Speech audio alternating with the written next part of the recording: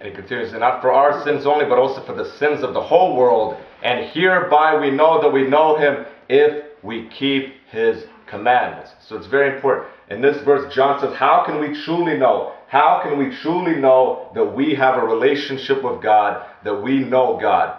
And hereby we know that we know him if we keep his commandments. He that saith, I know him, and keepeth not his commandments, is a liar, and the truth is not in him. So it's very important. A person who says that they have a relationship with Jesus Christ, that they love Jesus Christ, that they know Jesus Christ, but they don't keep his commandments and they don't do what he wants them to do, John is saying that that person is a liar, and the truth is not in it. The Apostle Paul says the same thing in the book of Timothy. He says, nevertheless, the foundation of God standeth sure, having this seal, the Lord knoweth them that are his, and every one that nameth the name of Christ depart from iniquity.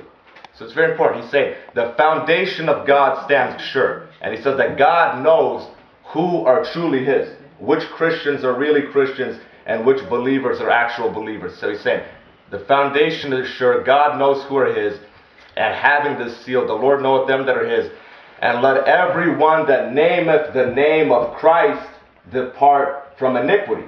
So what is the seal, the foundation? He's saying a person who names the name of Christ, a person who calls himself a Christian, a person who says that Christ lives inside of him, that person needs to depart from iniquity. That person needs to live a holy life and depart from sin. Depart from iniquity. Here John is saying the same exact thing. He's saying, he that saith, I know him, and keepeth not his commandments, is a liar, and the truth is not in us. In chapter 1 he said, if we say that we have fellowship with him and walk in darkness, we lie and do not the truth.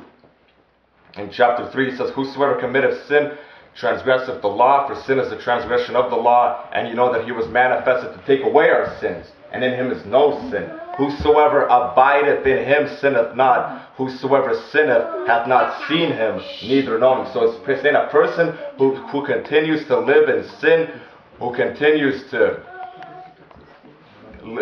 commit sin and live in sin, has not seen God and has not known God. Then he continues, he that saith, I know him, and keepeth not his commandments, is a liar, and the truth is not in him. But whosoever keepeth his word, in him verily is the love of God perfected. So see here again, why doesn't this person keep God's commandments? Why doesn't this person obey God? Because the love of God hasn't been perfected in that person. The person who says he loves God but doesn't keep God's commandments is a liar. If he loved God, he would keep his commandments.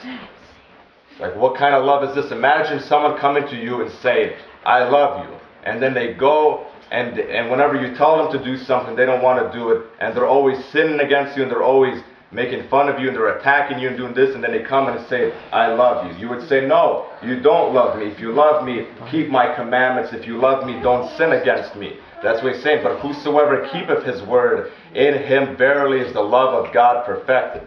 Jesus said, he that hath my commandments and keepeth them, he it is that loveth me. And he that loveth me shall be loved of my Father, and I will love him, and will manifest myself to him. He that loveth me not keepeth not my commandments. 1 John 5 says, and this is the love of God, that we keep his commandments, and his commandments are not grievous. So it's very important. If we want to love God, if we want to show our love to God, if we want to show our love to Christ, we need to keep his commandments, and we need to do what he tells us to do. But whosoever keepeth his word, in him verily is the love of God perfected.